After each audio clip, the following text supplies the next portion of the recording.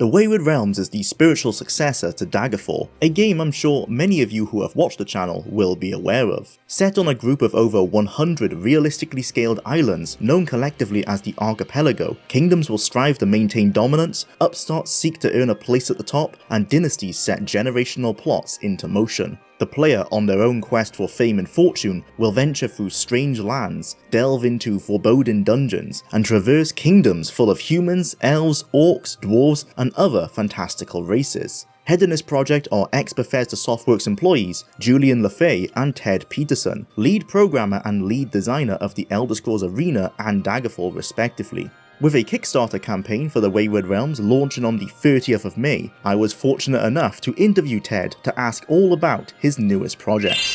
Jwlar. Thank you for taking the time out to do this. Oh yeah, no, definitely my pleasure. So for those who are unaware, would you like to introduce yourself and the Wayward Realms? Sure. Yeah. So my name is Ted Peterson. I am CEO and creative director of Once Lost Games, working on the game called the Wayward Realms. But my background is I started in the industry about 30 plus years ago. First worked at Bethesda Softworks right out of college, and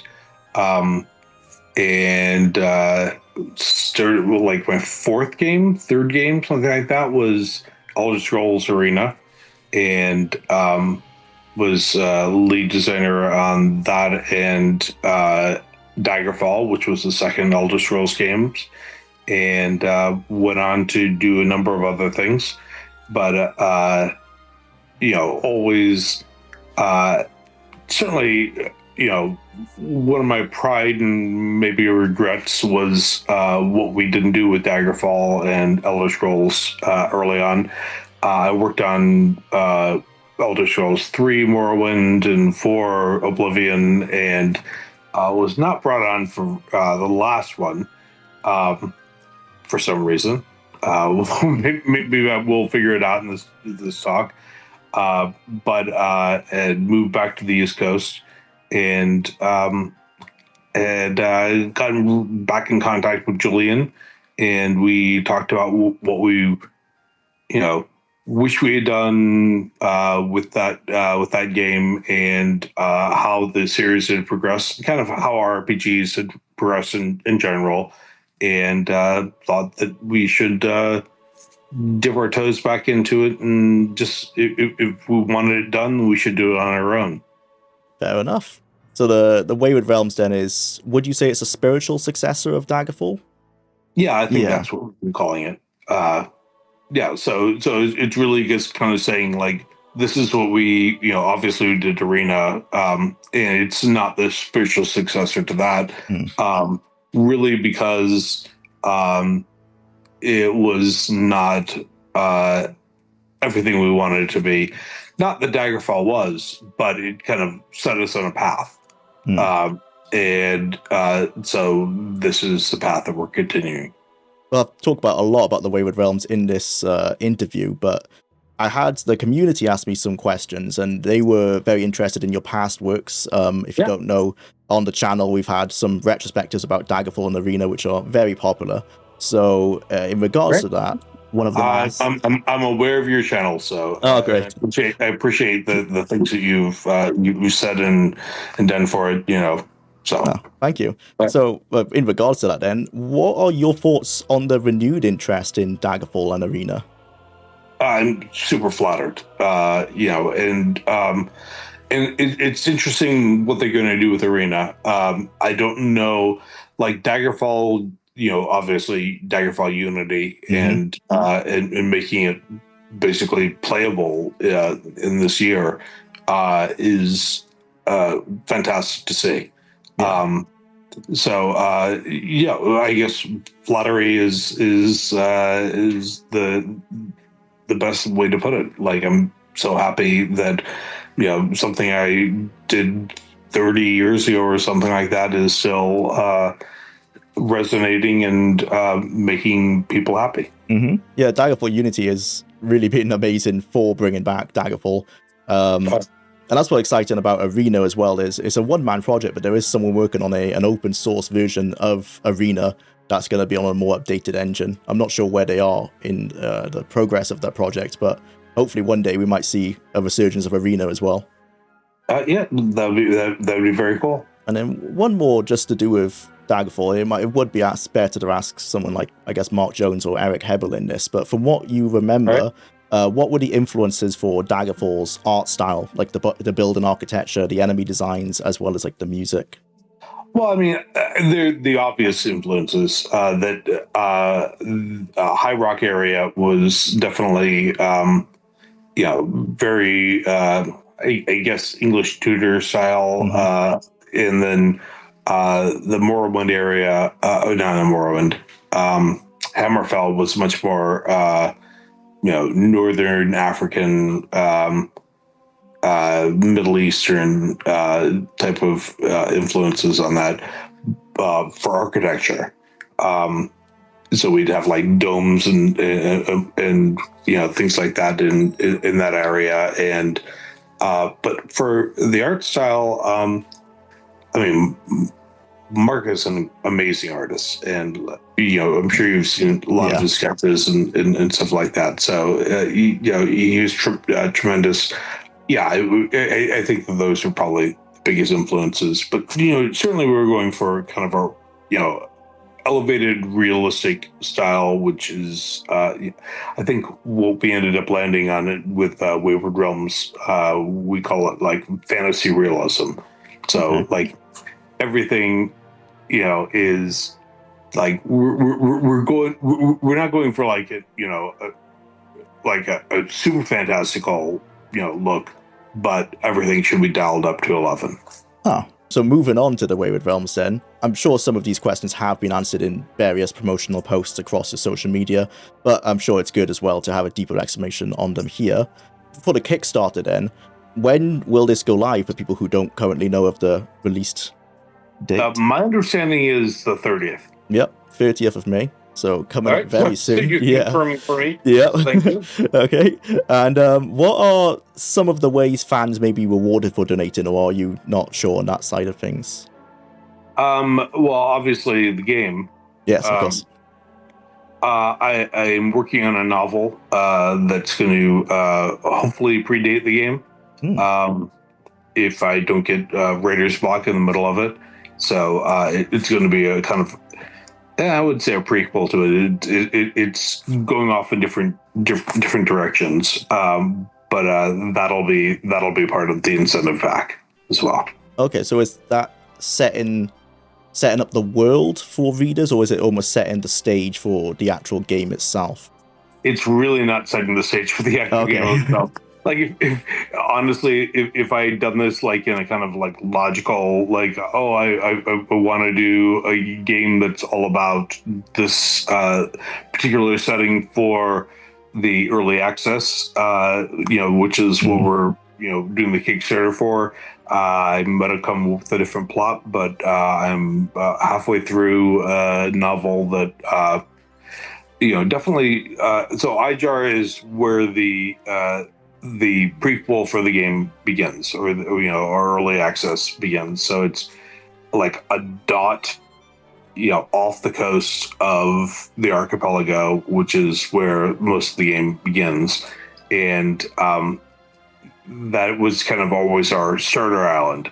But the storyline having to do with how the king and queen got together and what the civil war is that preceded you getting in there was the beginning of this novel. So that's what I started writing, and what I'm still writing right now, it's literally in front of me on this computer screen. So it's, iJar is part of it, but it's not a big part of it. Okay. We touched on this earlier about Daggerfall being a Wayward Realms, being a spiritual successor to Daggerfall. Would you say that this is almost your and Julian's attempt to, I don't want to say perfect Daggerfall, because of course it's its own game, but kind of correct the wrongs? Yeah, in some ways, yeah. I'm going to fill in your words because you don't want to say something mean to me, but I appreciate that.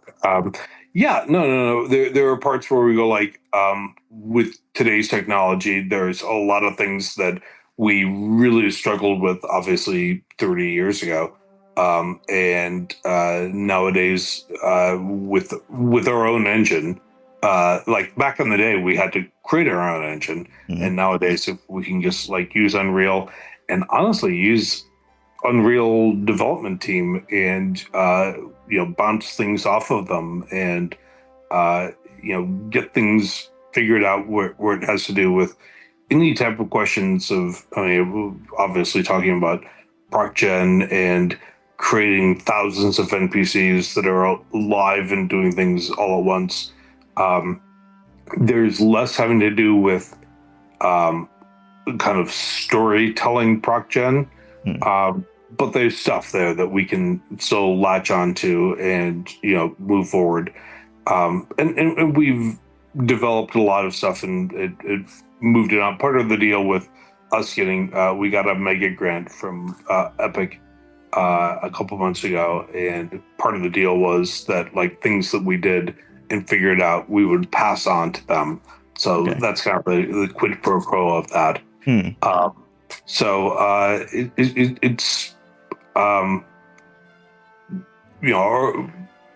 like I said, we were trying to correct things that we would have done differently. So like the pillars of what we're doing are definitely that, but we're not ignoring what's happened in the last 30 years as far as changing in interface, and obviously we're doing everything in 3D now. Of course, So like things we recognize the passage of time, but we also think that like some things could be course corrected.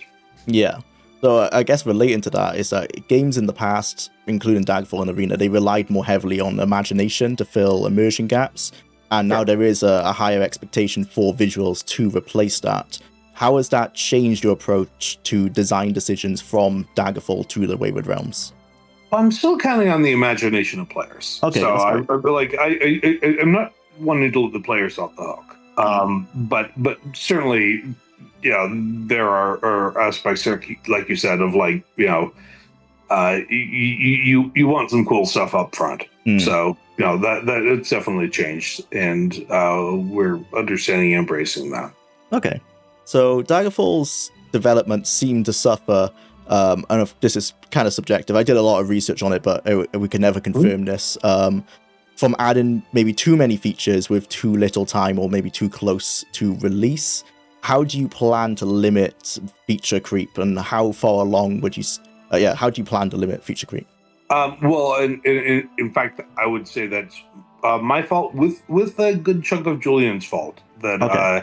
That Julian would be classic for we go out to lunch and I'd say, like, we certainly didn't plan for vampires, for example, in Daggerfall.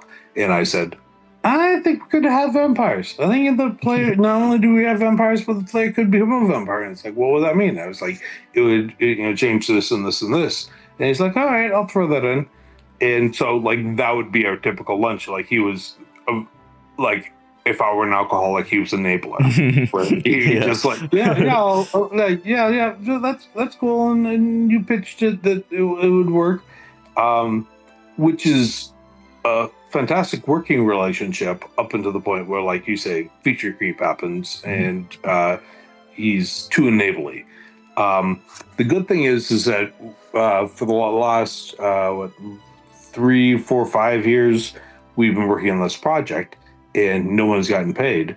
And we have been designing the hell out of it. So we all knew we wanted to do better from Arena to Daggerfall at the time.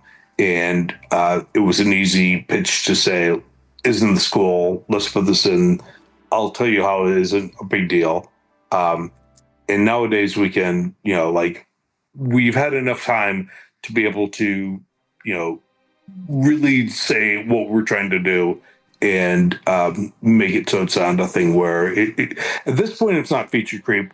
Once we get into I guess like you're still 9/10 of the way through in the development. design stage, so it's at the moment you're allowed to add as much as you like, I guess. We are. We're in the blue sky thing of, well, we're past the blue sky thing. We have a design document, and everything's been pretty much set in stone. There are things that need to be filled out, but like nothing is planned to be added to that. The programmers have signed off on it.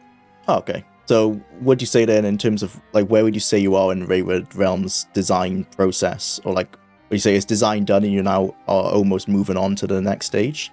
Yeah, I think that's fair to say. Okay. Well, and when I say we're ready to move on to the next stage, like also programming has done tons of R&D. We've got lots of concept art and actual, 3D art. One of the advantages of Unreal is that we have access to their whole library. So, like, when we want to create a forest, we just create one. Oh yeah, you don't At have to some wait point, for assets. we'll be replacing it with our own stuff, but it's super easy to just say, like, hey, how does this look in BASIC? And so if any of our videos where it's saying, like, this is what it's going to look like, that's nine more than 9/10, probably mostly accessible art that we have access to, so we've been able to create, but it's not going to be like that in the final game. So yeah, when those gameplay videos say in development, they very much still mean in development. That's right. Yeah. No, pre-alpha, you should think pre-alpha. Okay. When I was first hearing about the 100 islands of the archipelago, I personally envisioned The Legend of Zelda, The Wind Waker. Are there any unexpected influences for the Wayward Realms from games, books, films, and so on that people may not immediately associate with a grand RPG? I think we've got tons of. Wouldn't call that game particularly an influence, but certainly when we figured out that we're going to set it in these islands, that water travel on top of the water and underwater was something we thought a lot about. But certainly nothing, no recent influence on that. The Steam page mentions factions and kingdoms vying for power. Do you intend to integrate a procedural war system like in Daggerfall, where provinces would make peace and declare war on each other? Well, that's certainly the plan, and that's one of the things that has been high on my list about how to do this game, was that we had a lot of the stuff. I mean, when people talk about, like, hey, when's your beta for Wayward Realms coming out? I was like, he came out in 1996. Like, not to say this is the game we're going to be creating, but like, this was the prototype for it. One of the things that that game did was have all these factions and different relationships between them. And one of the things that we didn't really do a good job is translating that to players. So you would, do a quest for, the Order of the Rose in Daggerfall and do it well, but that would piss off the Order of the Serpent. For some reason, I can't remember all the names of the different groups, but because they're opposed to them, at this time or always, and you didn't know that would piss them off until you went to this town in remote Hammerfell, and they would all hate you. Yeah. And well, why do they all hate me? And they're like, yeah, no, piss off.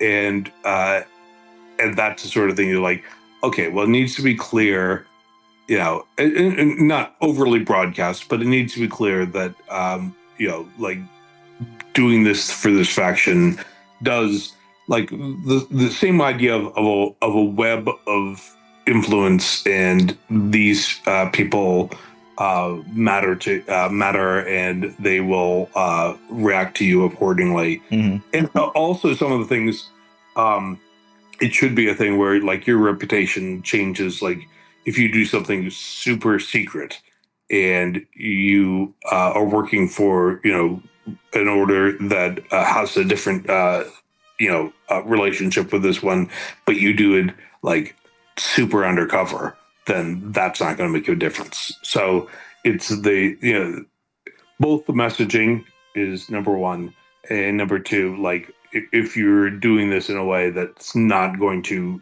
broadcast what you've done to other people, then those are things we think about a lot. Yeah, so it's making the reputation system more obvious, I guess, than it was originally hidden away. Yeah. Yeah. Okay. Exactly.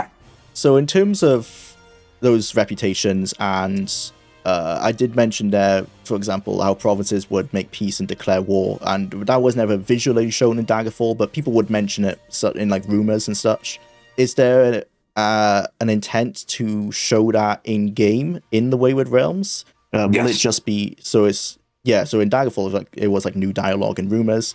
So will there be like skirmishes between kingdoms or anything between that? Okay. Oh yeah, skirmishes, like sieges, all that stuff is going to happen. Oh, brilliant! And that's all just going to be procedural and kind of sorts itself out, I guess, and you can stumble upon it. Is it? Yeah. Oh yeah. No, I mean you can stumble upon it. You can participate. Oh wow. Like all of that is part of the works. That sounds really exciting. So some of these factions have been revealed, like the Lawmasters, the Inquisition, and the variety of different races and kingdoms. Will they play a part in the main story to some degree? And will the player be able to influence who benefits and who loses as the game progresses? Oh yeah, for sure. I mean, like you should be someone who joins a faction and rises them up to at least the highest that their ambitions go for. So there are, I always call them, I guess, story beats world events that will happen at some point during the course of the game and will influence the game, and the player can slow them down, speed them up, things like that. But there are some inevitabilities. So that's kind of how we organize the storyline of the game. To say, obviously, the difference between a player who is a thiefy character who gets involved in the underworld and mostly sees the game from that point of view, as opposed to someone who's like an aristocrat and hobnobbing with the wealthiest people. They're going to see the game from a different point of view, and both of them have an opportunity to change. Well, they can change the world, but they like some things are going to happen no matter what they do. Okay, yeah. So there will be set parts in the story, and you can just influence things around but like that. again, they're flexible. Okay, so it's not a thing like on August 15th the king will die, but the king is mortal and it will die at some point. At some point. That's my dog face who's just decided to get the frame. I guess you did mention that a faction can only rise as far as its ambitions lie. So I guess there will be a variety of different sized factions. So I guess some like kingdoms, and then will it be smaller ones? Oh, sure. No, for sure. Like a faction can be a faction. A faction, I guess, could be a faction of one. We don't have that, but like it's a village that you've done a number of things for could be a faction. So there's a lot of overlapping factions. So usually within any size faction, there are sub factions. So there's one who, and I'm not going to give away its name because we may not have released it, but like there's a faction that their overall thing is like they're off after the undead. Okay. But there are sub factions within them that are after the undead because they want to learn about necromancy. So there's within that subfaction, like they're all going to do the same thing, but one of them is doing it for a different motivation. And if you fall in with them, then they are going to have you do things that maybe are a little wickedy. So, of course, that would, I guess, lead into the conflict between factions and how you can influence that. Right, and in conflict within the same faction. Yeah. Like that. That's. I don't honestly. I don't think that we've invented a faction that doesn't have sub factions or conflicts within the faction as well. Because there's nothing more boring than like it's a faction that just says, Yeah. we care about this, and that's all we care about, and all of our members are on board. That doesn't sound like reality. Mm-hmm. Regarding these factions, then, will they have like skill requirements limit, say, the availability of their quests upon the character build? There are skill requirements, but it's not like a mathematical check to see, like, hey, you need to have an archery skill of 15 to join it. It's more like you need to, hit this target, so many times. So it's more of a real, like an entrance exam. That's right. In some cases, it's mostly about your behavior. So if you're someone who's assassinated a bunch of people, that this group might be interested in you, whether you're, your way of doing it was poison, magic, archery, whatever. If we're looking for someone who doesn't have a qualm with killing people, then we're looking for you. So in regards to actually writing, then, what would you say, and I guess this is relating to your book as well, what would you say is your process for like writing a story? Where do you start? Where do you develop from the initial idea? And how do you decide what to and what to not include? When you're talking about the story beats, I definitely, one of the things when we're talking about the spiritual successor to Daggerfall and Arena, that I think was a big reason why side quests in a proc Jenny way let people down was that there was a sameness and also nothing that emotionally connected you with them. So one of the things that I've given to my writers and quest designers is to say, think of a 5-act structure. And really, the first and fifth act are the most important. Like, most of us can come up with a second to fourth act, which is, hey, I have to go to the dungeon and rescue this princess and do whatever. But like Act 1, where something has gone wrong, or this is the background, and this is what why this is important. Like, if it's a princess thing, like, hey, someone has been missing from the palace for a while, and you can, start poking around on that. And then fifth, when you say, when the princess is brought back, some people are happy, some people are not, that changes the narrative and where things are at, and like the world should change based on what you've put down. So that that's important for the game. As far as creating the quests and thinking of it in kind of that structural sense. Honestly, I'm totally I don't follow my own advice when it comes to writing. Like, I kind of had to me, a good idea for the book. We'd written a lot of stuff, and a lot of the stuff is that happens in the book happens before the game begins.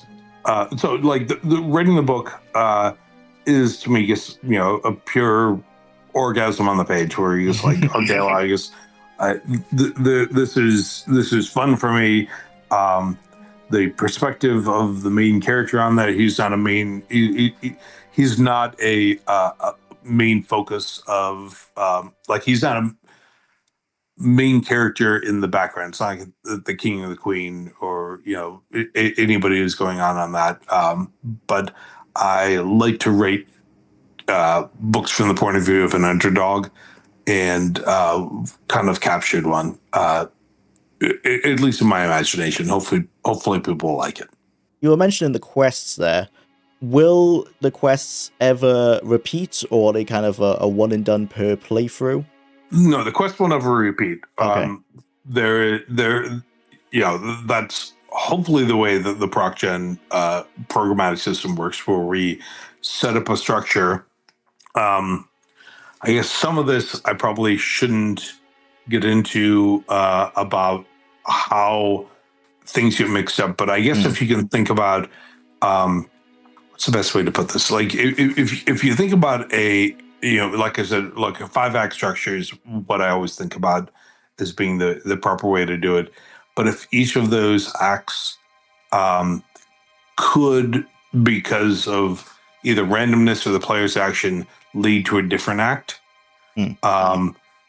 And so you can still have a situation, for example, in the game where you walk into a village and there's a lot of dead bodies. So like that is the beginning, like that's the standard, storyline.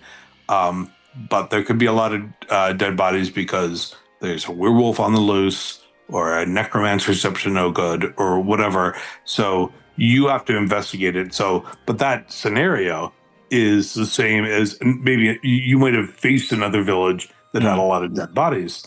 It's the Middle Ages, as we know. Yeah, things happen. It's not the best time. It's called the Dark Ages for a reason. So that initial plot point could be repeated. We'll try to have a ton of those, and there's a ton of those you can imagine, but it'll go off in different directions, either because of the player's actions or because it was already designed to be that way. Okay, so like the Act 1 setup, you might think you know where it's going to go, and then there's a lot of different scenarios it can branch out into. That's exactly right. Okay. Regarding the story then, will the main story force player agency immediately or allow them freedom within the world until they decide to take on the main quest? And I guess regarding that as well, does that even matter? Because in Daggerfall, the Emperor says, like, this is an urgent matter, but you can just ignore him if you want to. Yeah, no, that's a great question. Short answer is it's not going to make you do anything you don't want to do. Okay. But one thing that we've definitely learned from Daggerfall, and I think we learned this pretty early on. I mean, there are some things where videos are still coming out where it's like talking about what's going on with this on Daggerfall and things like that, where we go like, I guess we didn't mean we should have explained that, where we didn't want to handhold the player too much in Daggerfall, but we could have done better. Like the beginning of Daggerfall was you get a letter from the Emperor's agent, and that happened like 30 days into Daggerfall or something like that. Mm-hmm. And so many people, like I've watched videos where they like step out of the starter dungeon, and the starter dungeon was supposed to be like, okay, well, all you need to do is escape. But once they escape, they're like, now what? Mm-hmm. And there's a whole lot of, at the time, and 30 years later, people are still going, now what? Mm. So, there are options given to the player early on, so you can ignore them. I mean, I'm happy to have you be a player who says, yeah, I'm going to go off my own path and fuck all y'all. But if you are someone who needs a little bit more early on, then that'll be provided. Like I'd rather have you be the player who ignores advice rather than someone who has no idea what they're supposed to do next. Right, yeah, because some people, I'm sure, myself as well, I love that freedom initially in Daggerfall where you didn't have anything guiding you, but I can understand as well from another point of view that if you aren't so keen to just explore and find things, you're going to get a bit lost, I guess. Yeah, I wouldn't say you and I are the minority, but you and I are in some portion of that group that likes that freedom, but there's a big chunk of the world that says I need a little bit more. Yeah, just a little bit of guidance to get them in. That's right. Game. Okay, so I've seen that there are some lore books already available on the Wayward Realms website. Do you have a rough idea of how many you intend there to be in the game? I think what we did was we began, I mean, this is maybe a lame way of doing it, but I began with how many books there were that we wrote for Daggerfall, and they were like maybe 30 or 40. Yeah. And I said, well, we need to double that, and then keep on adding. I have no limit. Okay. We want to write them throughout the development, and anyone has an idea for a book, and a lot of times things will come up in conversation where we're talking about some stuff that's going on in iJar right now, and they will say, "Oh, this should be hidden," and when I'm like, "Well, obviously, if there's some information or history that's been hidden that they're trying to get away with, you need to write what that history is that's being, hidden away."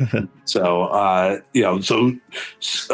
books come out of like complete imagination when we're talking about the background, and then sometimes they come out of like what's needed for a quest. So it goes various ways.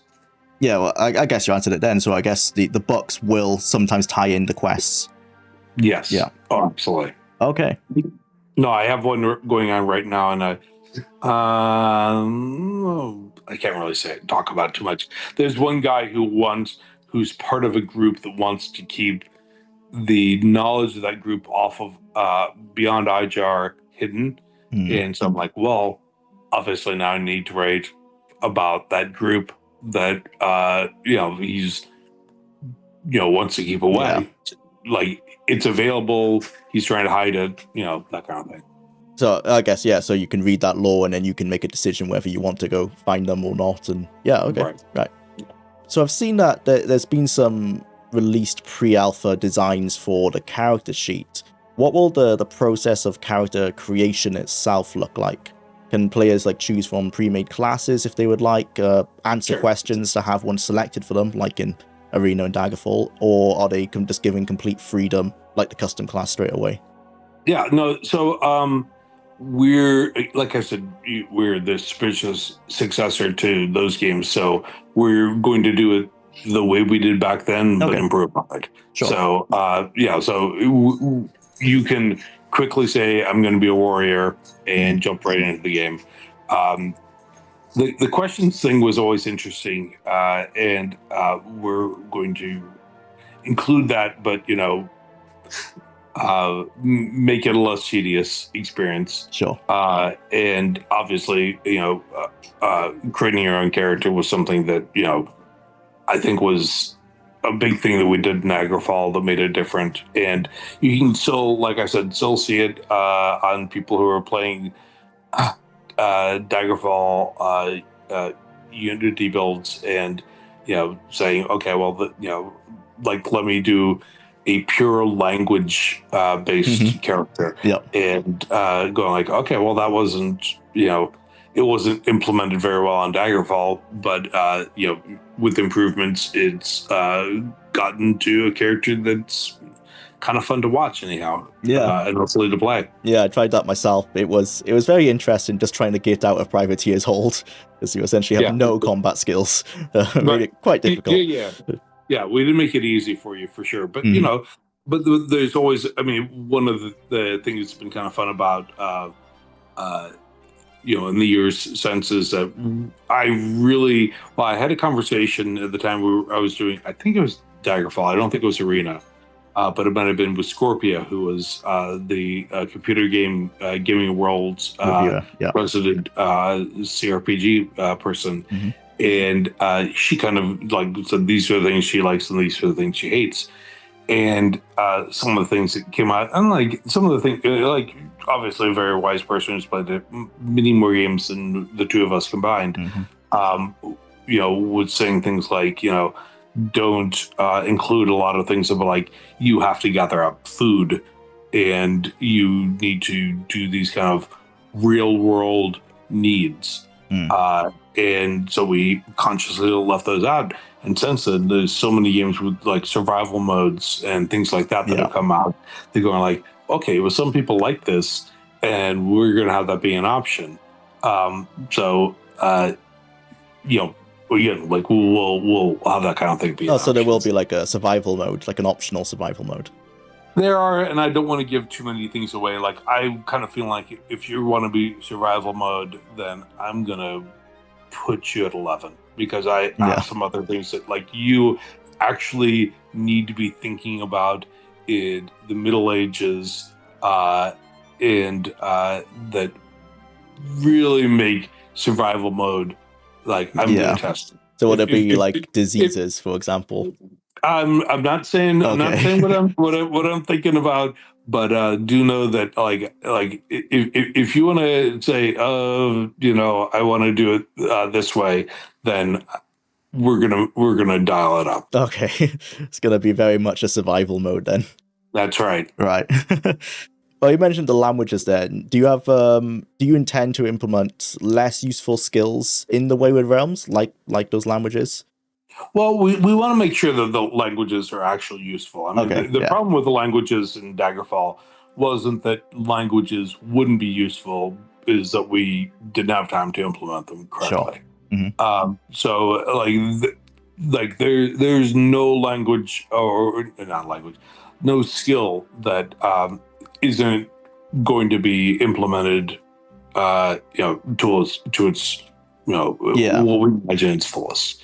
I think it'd be great. I mean, if people have ideas for, things like that we saw in, Daggerfall Unity of like, I came up with this really crazy, character set. I mean, that's a lot what I discuss with our, designers every week, where, we say like, is there a way to play this game from the most unobvious, adventure game, thief, warrior, mage point of view, and I'll challenge myself and I challenge them to think of different ways. So that's the point of the skill set, is to say, how can you mix and match these things into something that's really fun to play. Okay, so staying on the character creator then, will there be a return of the advantages and disadvantages system? Yeah, but I mean, and they should be advantages and disadvantages. And it should be a thing where, like, I don't know, for me, disadvantages are more fun. Sure. Try to think, like, how am I going to play around a virtual sunlight? Yeah.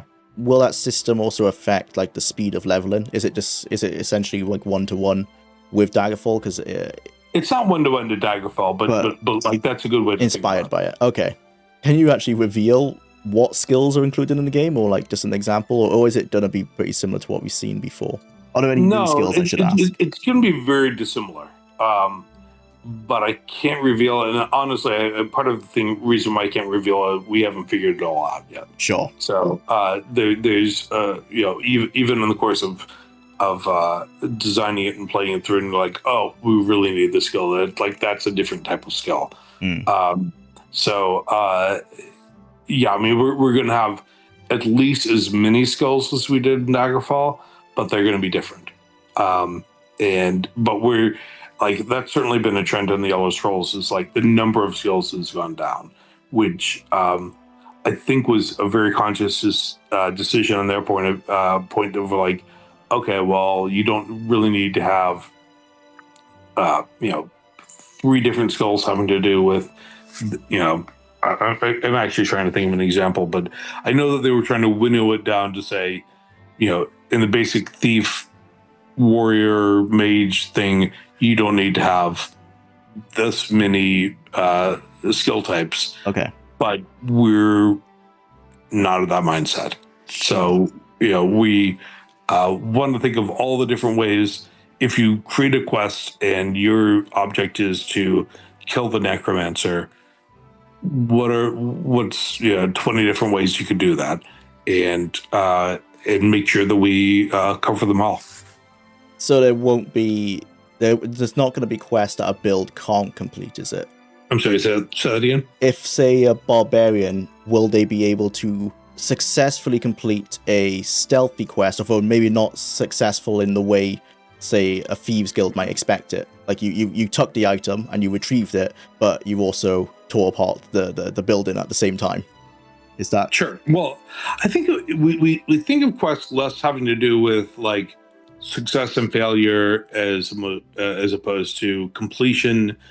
Obviously, if the overall thing is like getting it as simple as getting an item back to the quest giver,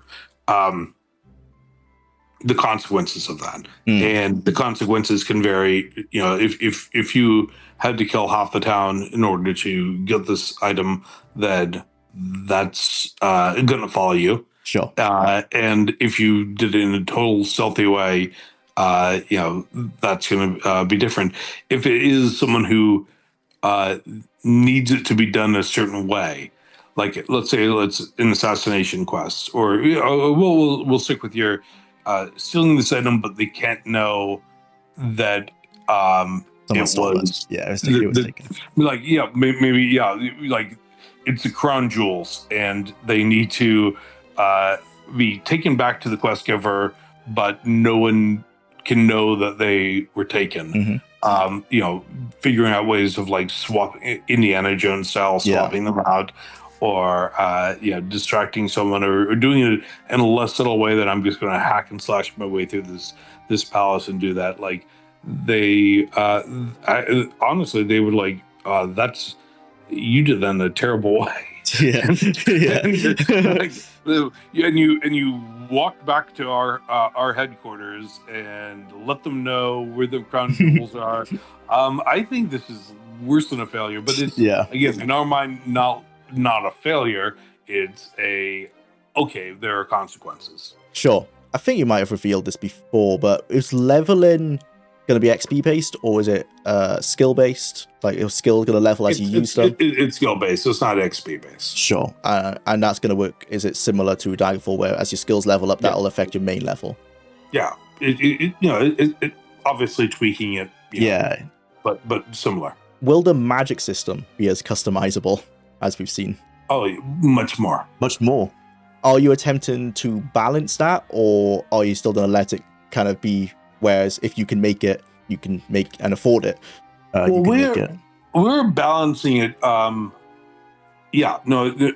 In fact, I don't know if we've really broadcasted. Like, the idea of this world is that I really want to bring, like, as opposed to the setting of Elder Scrolls where we had like a mage's guild on every corner, magic exists in our world, and mages exist in this world, but it's not there's a mage on every corner. It's still like if you're in our world and you cast a fireball down the street, people are going to freak out. Okay, so still rare. Like that's it.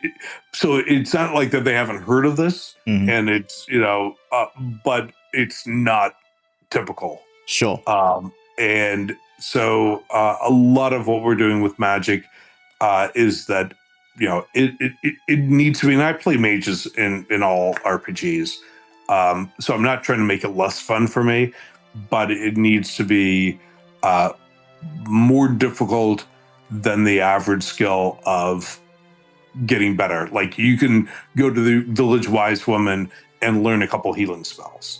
Like, that's not going to be super hard to do. Yeah. But once you're getting beyond that, then you're really going to be questing to help your skills improve. Yeah. Because it's not the same as like archery or something like that, where you can probably find tons of people who are pretty good at it and can help you out. So yeah, you'll have to earn the higher level spells then, or those custom spells. Right.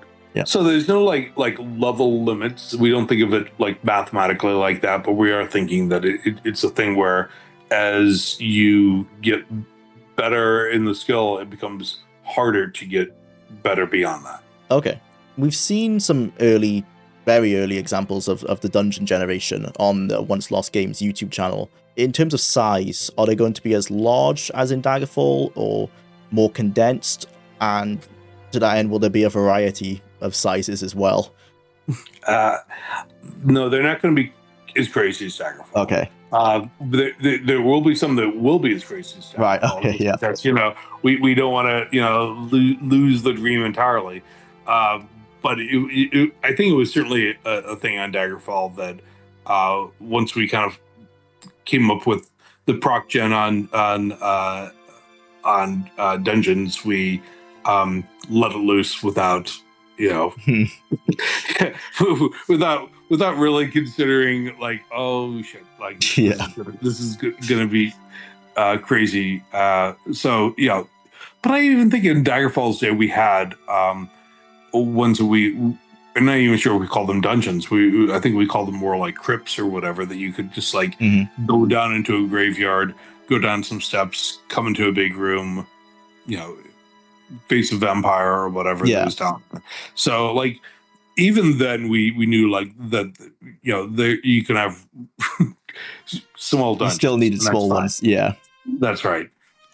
So we'll I guess the overall note is like those of you who like crazy labyrinthian dungeons, we'll have a couple of those, but we're that's part of the spiritual successor thing that we're taking with a bit of salt. Sure.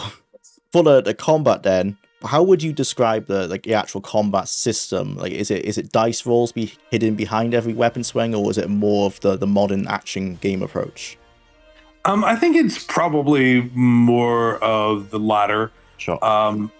With not really. So it's not a dice roll thing, but like certainly we take your skills into account when saying, if you swing the weapon correctly, if you're not facing the other way, and you swing your sword correctly, you will cause damage.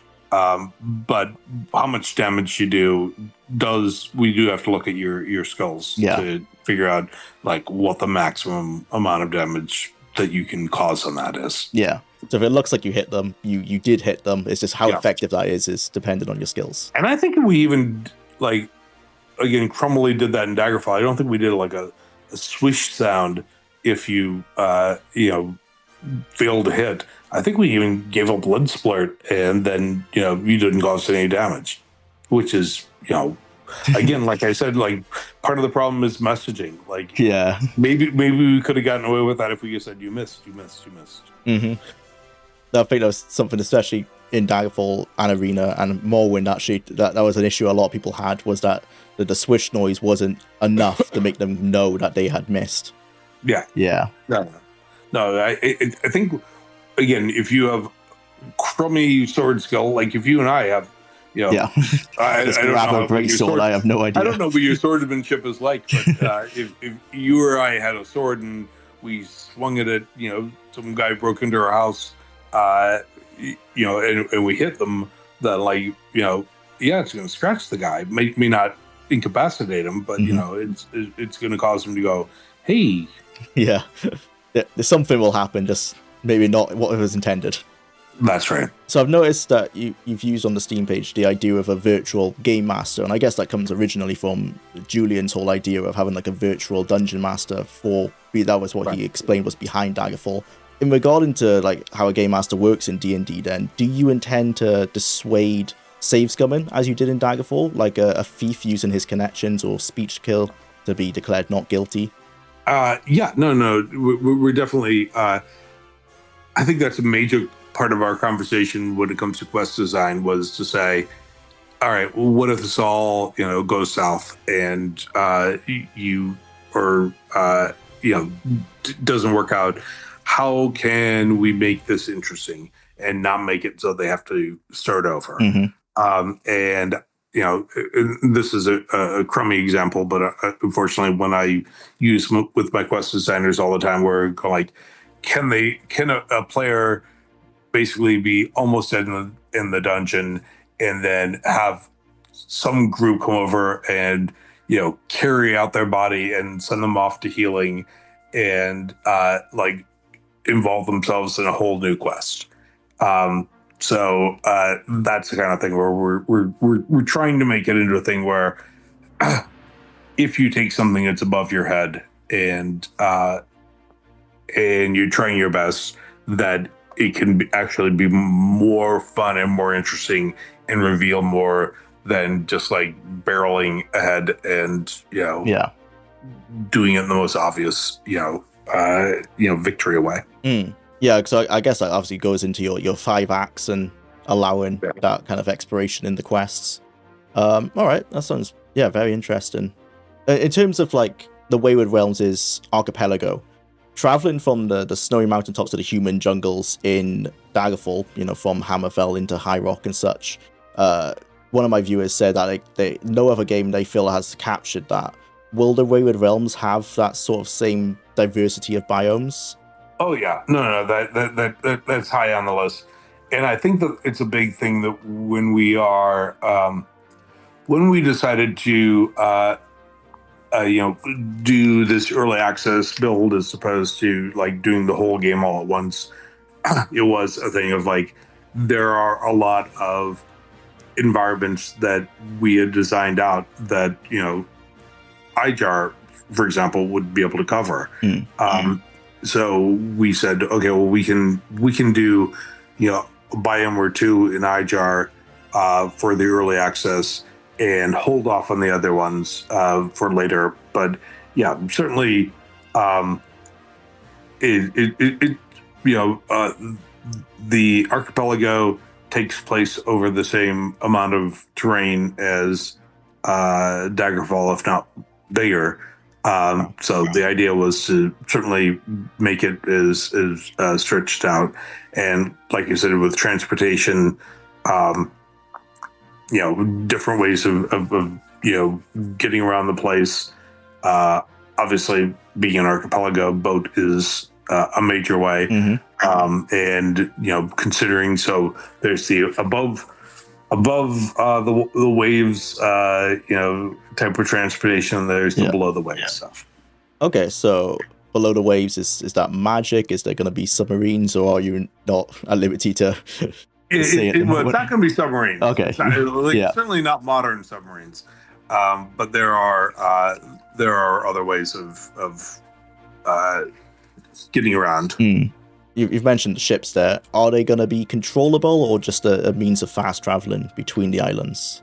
It's going to be a little bit of both. I mean, to some degree, keeping in mind the people who, really, I mean, there are regular ferries, I guess is the easiest way to say. Like there are ones where, like, especially between major ports, you can just jump onto a boat and get from point A to point B, but it's not probably going to get you exactly where you want to be. It's going to get you to like the port area that's moves adjacent to that, and that's fine probably for a huge percentage of people who are not going to want to take control of every part of it.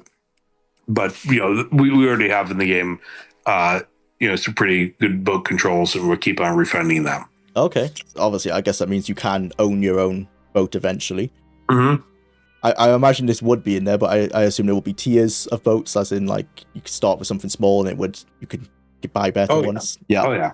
Yeah, and there's going to be the part where obviously we do have what kind of ally NPCs who are so if you do get something that's requires more than one person on board to help out, that they can jump in. So you'll have to like hire a crew, I guess.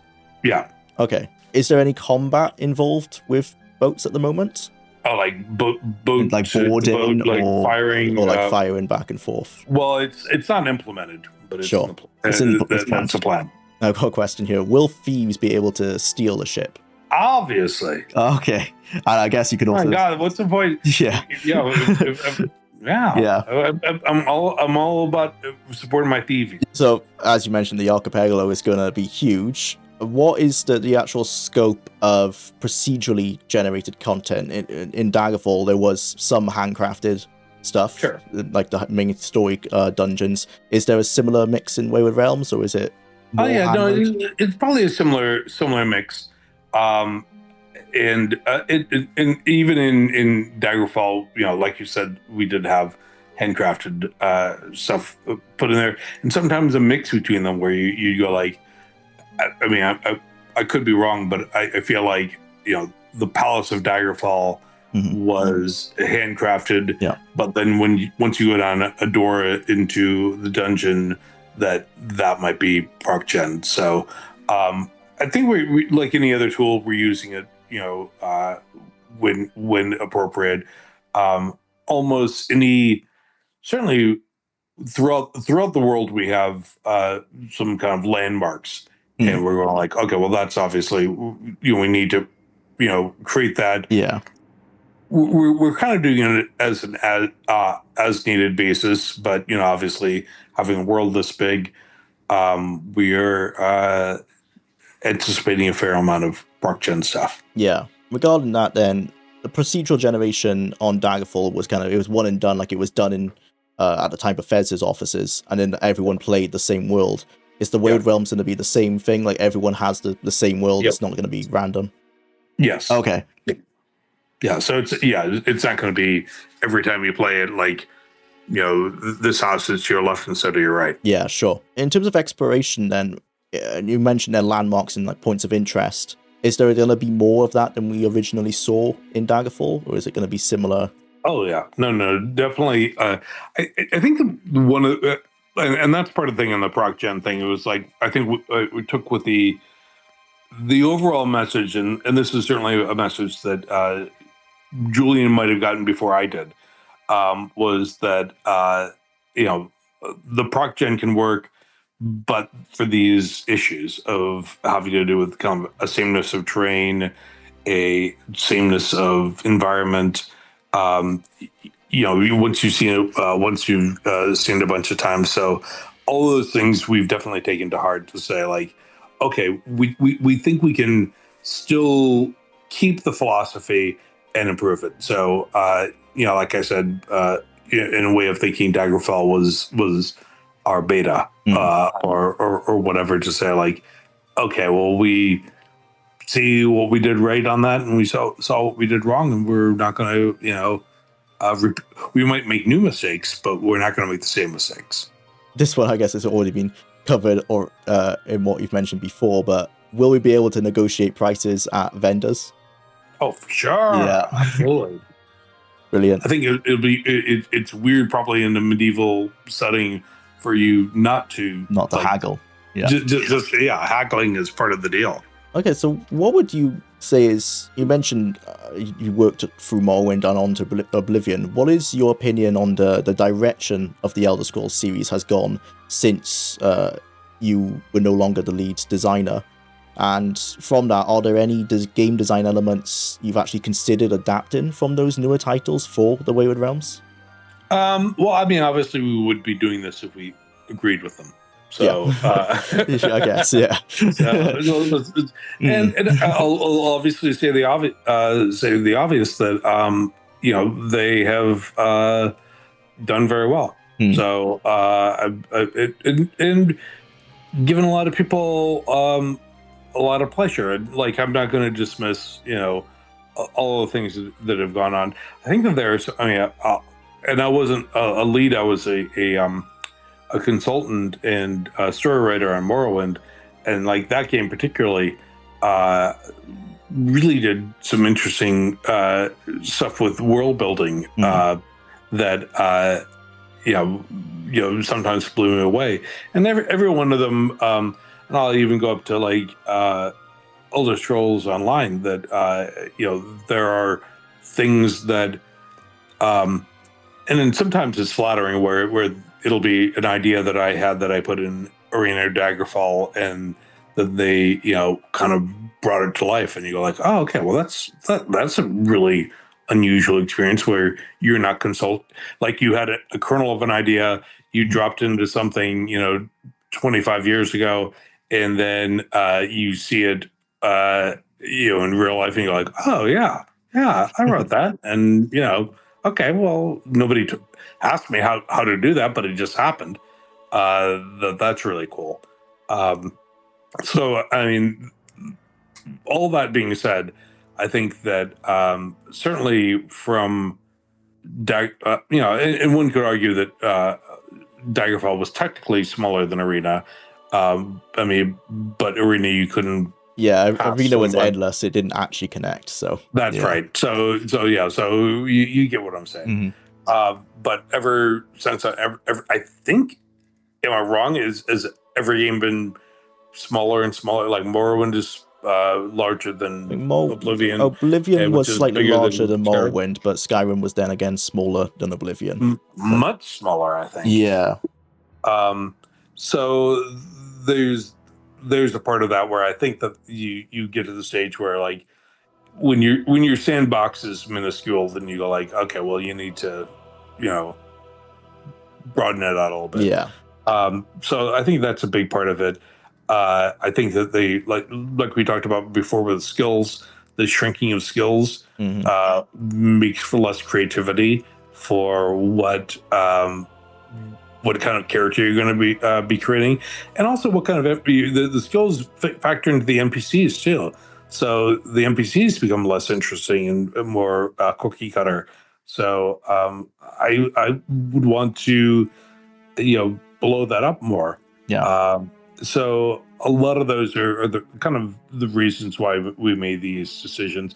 And again, like also every storyline people will criticize, and I think rightfully so, because it really screwed up things for the sequel, like the 5 endings of Daggerfall. And I can get why that's hard to follow up when and by the way, we have that plan for okay. just to jump on that before. But I get why that's hard, after all the creatives who were working on Elder Scrolls 2 had left. But to make every game to be into a you are the chosen one and you need to have this epic battle at the end of the game and finish it going like, that gets boring after a while. So so all of these things are the things that we said we would like to see with today's technology and whatnot rectified. If the Wayward Realms ever had a sequel, and hopefully it does one day, do you know how you would actually rectify that problem? Yep. Okay. So you already got something in mind. I'll give a solid yep. But I mean, again, I think how do I put this? Because, like I said, like when we think about the world, we think of in terms of story beats. So we have a story beat where the world needs the sequel, and you can continue playing it, but at that point, events are triggered that are going to be in the sequel. And I guess the only other hint that I would say is that like there were games, again back in the 90s, that had sequels which spun off of the choices you made in the other one, and you could bring your saved games over to the second one, and it would change events slightly. So I guess maybe that's sort of my hint of what we're thinking. Okay. And yeah, hopefully getting it to work, because unfortunately it was removed from Daggerfall before release. Yeah. Famously, I was very miserable about that. You've been mentioning Daggerfall Unity a lot. Have you checked out any of the mods? Do you take any inspiration from those? Oh, for sure. And again, some of the mods are ones that, well, some of the mods I think are more or less essential. But there are some of the mods where we were talking about the survival mode, type of thing, where you go like, oh, it's not for me, but hey, look how popular it is. Okay, well, that's the thing we're gonna certainly address. And I think mostly what we've been doing on Wayward Realms is to say we need to be mod friendly. So and Daggerfall was not. I mean, the fact that it's people have modded it, obviously they had to mostly do over Unity. But I think there are probably some mods that exist. There were, for the original one. Which is crazy. Like the amount of hackery that had to happen to make that happen. Yeah, a lot of them were additional quests, because I think the quests were actually stored as a text file, so people were able to add additional quests that way into the original game. Yeah, that makes sense. Being mod friendly in general was, I think that when we started doing Wayward Realms, we said like these are the major pillars, of Daggerfall or Arena or Elder Scrolls or whatever we were thinking, like were the major things that make people come back to it. But a thing that we was not a pillar, but was kind of like an additional pillar was being mod friendly. So does the Wayward Realm then intend to also have mod support? Oh yeah. Yeah. And that, in what capacity will there be mod tools, or is it just going to be? Well, I guess it's Unreal Engine, so is it just letting people do what they want to if they have access to those? There'll be parts where we'll do whatever we can to support it, aid and abet and support it. But like you said, it's Unreal Engine, so there's already many steps up. Yeah. I think that's actually covered all of the questions I had for the Wayward Realms. So I have a slightly unrelated question. Have you seen Tim Kane's, creator of Fallout's YouTube channel? I haven't. You know what? A couple months ago, Julian and I went to GDC for to talk about the 30th anniversary of Arena, and I remember because I hadn't done like one of the GDC speeches before, and I saw Tim Kane's, like I pulled that up as being like, hey, how have people done these classic RPG postmortems before, and I pulled that up on that. So that's a long answer to your question, which is no. He's essentially has a YouTube channel where he will kind of answer questions about why he did certain things in Fallout, as well as just general like game design questions, and he's kind of just letting like all his knowledge out there. And I was just wondering if you'd ever considered doing something similar. For sure. No, I thought you were about to say, and he's on right now. I'd be happy to. I mean, there's some parts of like what we're actually doing for Wayward Realms that I probably can't get into for in some degrees we're working them out, so I can't say like, hey, we're gonna do this, and like, oh shit, we didn't. But certainly I'm happy to talk about the process and why I made these early decisions and what I might do differently. So yeah, that'd be cool. I think that really covers everything. So yeah, thank you for your time and all your answers. It was really cool. Absolutely, my pleasure. Thank you to Once Lost Games and Ted Peterson for their time, and remember to keep an eye out for the Wayward Realms Kickstarter campaign launching on the 30th of May, links to which will be in the description of this video. Thanks for watching, and a big thank you to all of the Patreon and YouTube members who helped make this content possible. I'll see you in the next one.